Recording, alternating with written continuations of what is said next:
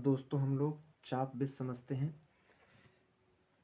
हमने मांग वक्र के किसी बिंदु पर लोच के माप का अध्ययन किया है, परंतु जब एक ही मांग वक्र के दो बिंदुओं के बीच लोच को मापा जाता है तो उसे चाप विधि कहते हैं। प्रोफेसर बामोल के शब्दों में, प्रोफेसर बामोल ने इसके विषय में अपनी परिभाषा दी है कि चाप लोच एक मांग वक्र के किसी सीमित फासले द्वारा प्रदर्शित की गई कीमत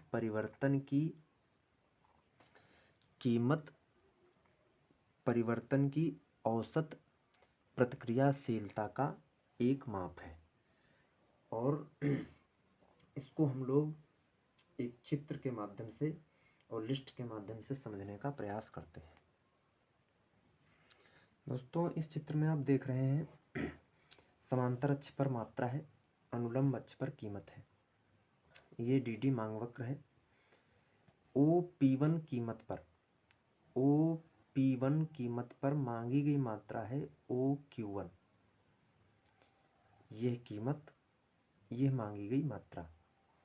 OP2 कीमत पर OQ2 मांगी गई मात्रा है। मतलब कीमत में परिवर्तन ये हुआ है और मांगी गई मात्रा में परिवर्तन ये हुआ है। ये है डेल्टा P कीमत में परिवर्तन, ये है डेल्टा Q मात्रा में परिवर्तन। अब ये तो है P बिंदु, ये है M बिंदु। पहले था P कीमत घटी M बिंदु। P पर OQ1, M पर OQ2 मात्रा। अब अगर C बिंदु पर, या इसे समझो आप, P से M को जाना हो तो जो कीमत लोच है कुछ निकलेगी, और M से P को जाना हो तो कुछ निकलेगी। समान नहीं निकलेगी, जैसे आपने पीछे उसमें देखा था बिंदु विधि में। अब क्या है, चाप विधि में क्या किया जाता है कि P और M को इसके बीच में ये चाप माना जाता है, और अगर C बिंदु पर ये निकालना हो, लोच निकालनी हो, तो कैसे निकाला जाता है, इसके लिए दूसरा सूत्र प्रयोग में लाया जाता है। ये आप जो देख रहे हैं सूत्र लगभग वही है, थोड़ा सा अंतर है। क्या है, चाप विधि में जब हम कीमत लोच निकालते हैं तो वैसे बिंदु विधि में क्या था, डेल्टा Q बटे Q बटे डेल्टा P बटे P। चाप विधि में क्या है, जो मूल मात्रा है या मूल कीमत है उसको मूल के रूप में नहीं लिखते हैं। उसमें क्या करते हैं कि दोनों मात्राओं का औसत, दोनों मात्राएं जोड़ो और 1/2 से भाग करो। दोनों कीमतें जोड़ो, 1/2 से भाग करो। तो इसको जब हम हल करेंगे तो डेल्टा Q बटे Q1 प्लस Q2 बटे 1/2, इसको जोड़ के 1/2 करना है, ये वाली संख्या, और गुणा में वही सेम ये चली जाएगी ऊपर और ये आ जाएगी इधर नीचे गुणा में। तो इसके नीचे जब इसको हम लाएंगे तो डेल्टा Q बटे डेल्टा P बराबर P1 प्लस P2 बटे Q1 प्लस Q2, और जो 1/2 इधर भी 1/2 इधर भी 1/2, दोनों ये कट जाएंगे। तो इसके आधार पर चाहे P से M को गति करो, चाहे M से P को गति करो। इसके आधार पर चाहे तो आप P से M को गति कीजिए या M से P को गति कीजिए, दोनों स्थितियों में आंसर एक ही आएगा। जो पीछे त्रुटि थी बिंदु विधि में, उस त्रुटि को दूर करने के लिए अर्थशास्त्रियों ने ये सिस्टम अपनाया है।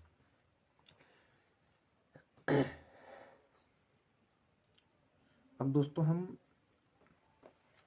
बिंदु विधि और चाप विधि में एक उदाहरण के माध्यम से समझते हैं कि कैसे, किसमें क्या अंतर आ रहा है, किसमें समानता आ रही है।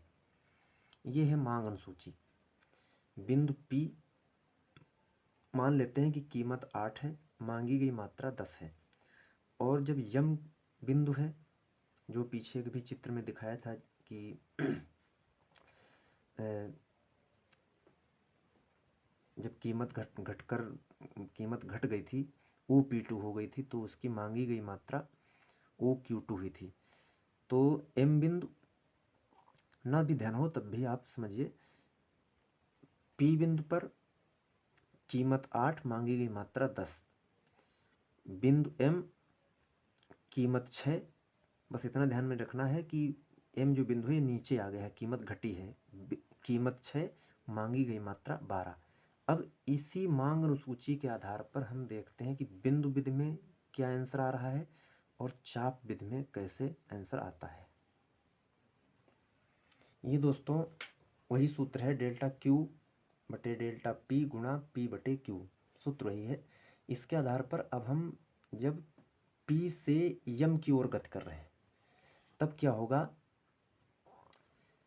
डेल्टा Q परिवर्तन कितना हुआ है क्वांटिटी में। अब इस समय नई मात्रा है 12, पुरानी मात्रा थी 10, तो 12 से 10 चले जाएंगे, 2 बचेंगे ये, और नई कीमत है 8, माफ़ कीजिएगा, नई कीमत है 6, पुरानी कीमत थी 8, तो नई कीमत से पुरानी कीमत जब घटाएंगे तब कीमत में परिवर्तन पता चलेगा। तो 6 से 8 चले गए -2,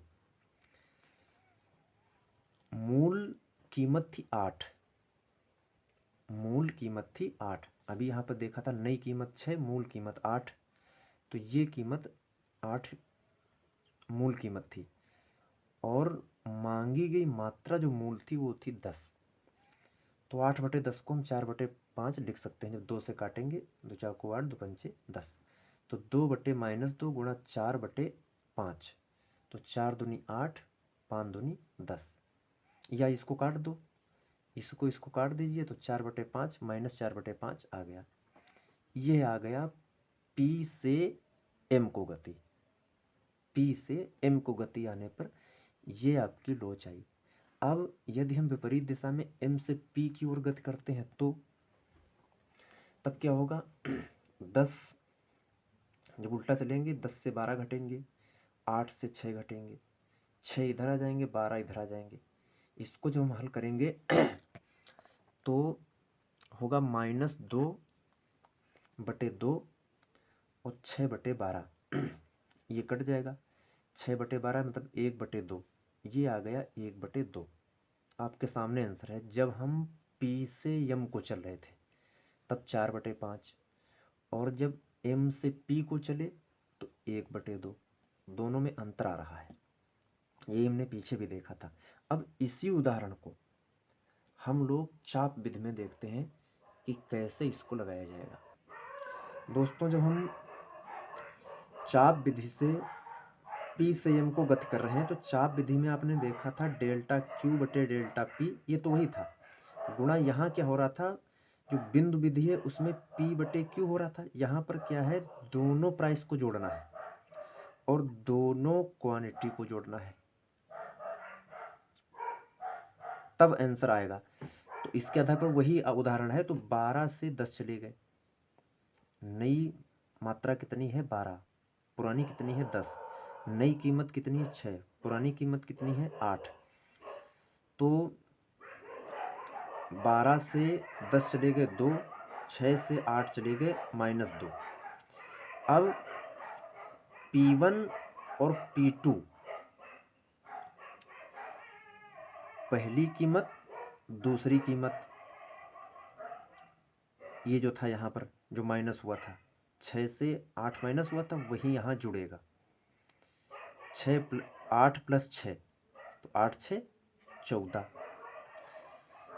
जो यहाँ पर क्वांटिटी घटी थी वही यहाँ पर जुड़ेगी, तो 10 + 12, 10 + 12 ये हो जाएंगे 22, 22 हो गए।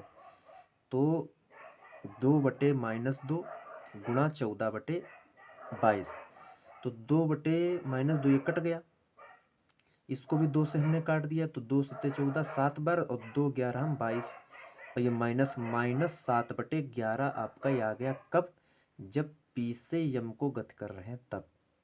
अब हम उल्टा चल के देखते हैं m से p को। तो जैसे ही हम m से p को गति करते हैं तो वहाँ पर क्या होगा, 10 से 12 घटेंगे। यहाँ पर क्या घट रहा था, 12 से 10, यहाँ पर क्या घटेगा, 10 से 12। यहाँ घट रहा था 6 से 8, यहाँ घटेगा 8 से 6। यहाँ जुड़ रहा था 8 में 6, यहाँ जुड़ेगा 6 में 8। यहाँ जुड़ रहा था 10 में 12, यहाँ जुड़ेगा 12 में 10। देखिए वही चीज़ है। अब बात क्या है, चाहे इधर से चलो चाहे उधर से, चाहे 6 में 8 जोड़ो चाहे 8 में 6 जोड़ो, उत्तर तो एक ही आएगा। अब यहाँ भी -2 आ गया, ये 2, 10 से 12 गए -2, 8 से 6 गए 2, 8 6 14, 12 10 22। तो इसको काट दिया, इसको जब काटा तो -7/11 आया। चाहे P से M को चलो 7/11, चाहे M से P को चलो 7/11, दोनों स्थितियों में -7/11 आ रहा है। तो ये जो तरीका है बहुत ही अच्छा तरीका है। दोस्तों अब हम लोग जो लोच है उसकी चौथी विधि को समझते हैं, कुल व्यय विधि।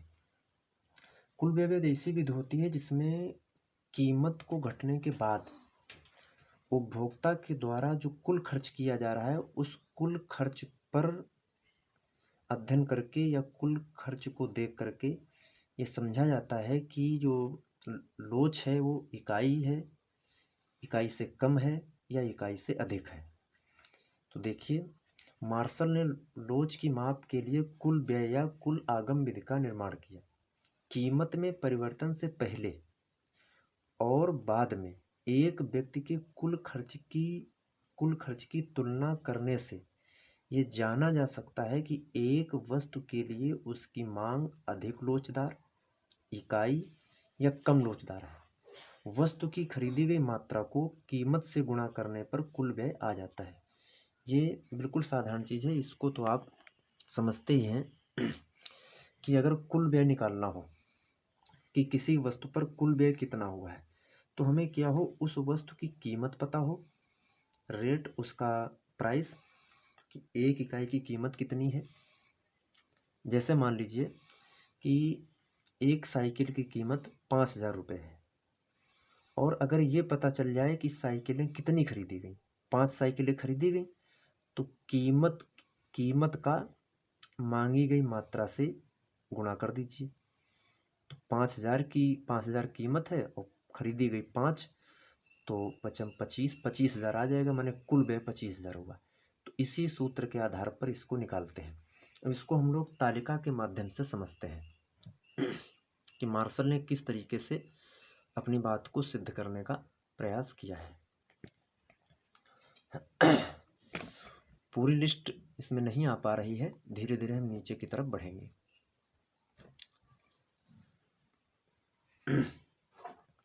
मान लीजिए कोई उपभोक्ता है, वो कीमत ये है, मात्रा कुल व्यय, और ये कीमत की लोच है, इसको हम बाद में देखेंगे। 9 रुपये कीमत पर मांगी गई मात्रा 20, तो खर्च कितना होगा, 20 9 180 या 9 दूनी 18, 18 0। 8 रुपये जब कीमत है तब मान लीजिए उस उपभोक्ता ने 240 खर्च किया और 30 मात्राएं ली, तो 63 24 240।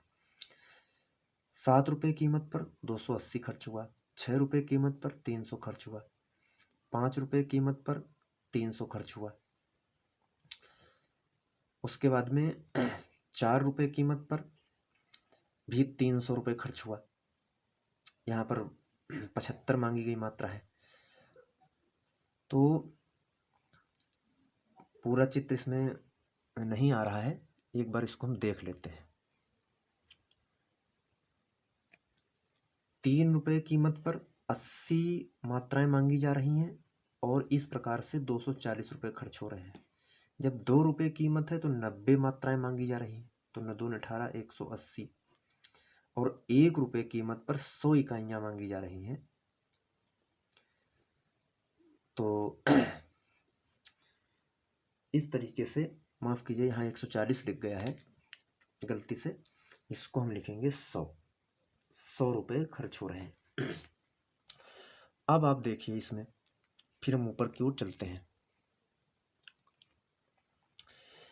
इसका मतलब ये हुआ कि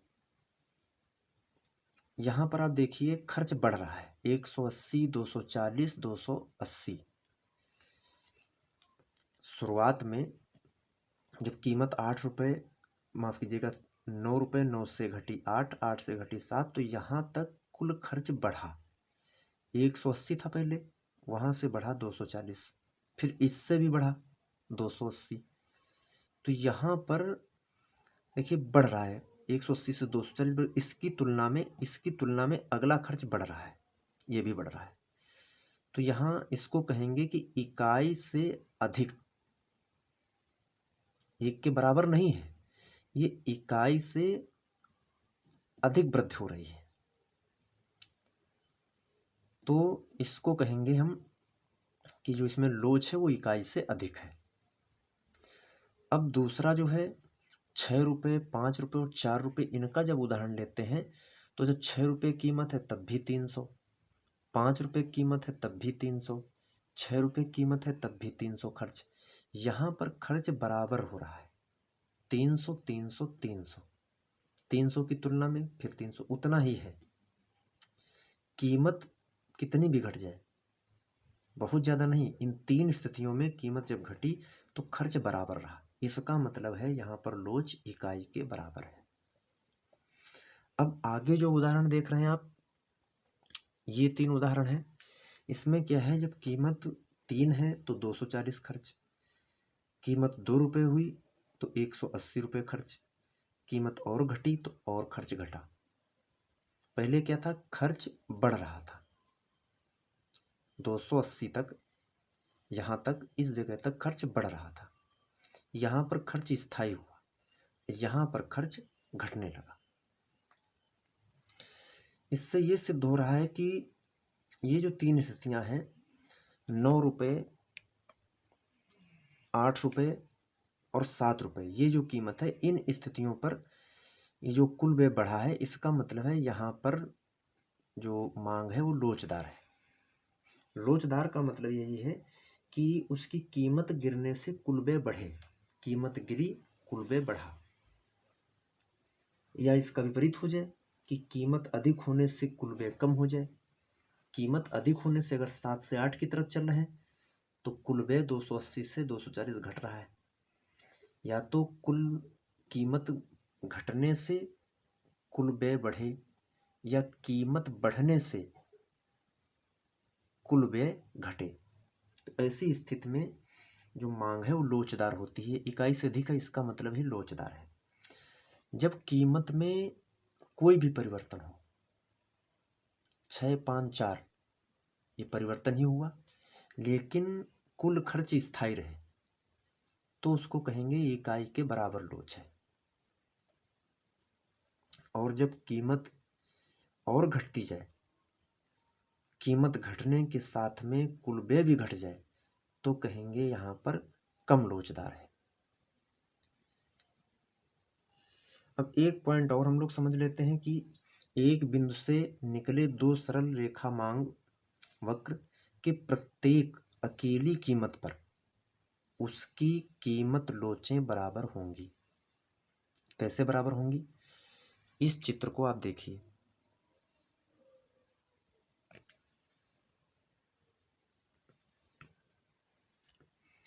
ये चित्र आप देख रहे हैं, ये समांतर अक्ष पर मात्रा दिखाई गई है और अनुलंब अक्ष पर कीमत को लिया गया है।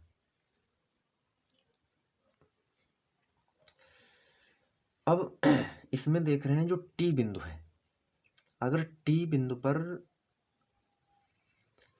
जो लोच है निकालना हो तो क्या होगा, नीचे का खंड बटे ऊपर का खंड, मतलब यहाँ पर टी एम, टी बिंदु पर जो है एम टी को या टी एम को, एम टी बटे टी एन बराबर किसके है, ओ पी बटे पी एन, यह बटे यह बराबर ये बटे ये। अगर वी बिंदु पर निकालना हो तो एस वी बटे वी एन बराबर ओ पी बटे पी एन। मतलब यह है कि एक बिंदु से निकले दो रेखा, एक ये निकली एक ये निकली, इस पर अगर अकेली कीमत है पी, इसके सामने अगर लोच निकालनी हो तो जो टी पर लोच होगी वही लोच वी पर होगी। और इससे माध्यम से आप समझ पाए हैं। तो हम लोगों ने मांग की लोच को समझा है। उम्मीद है आपके समझ में आया होगा। बहुत बहुत धन्यवाद।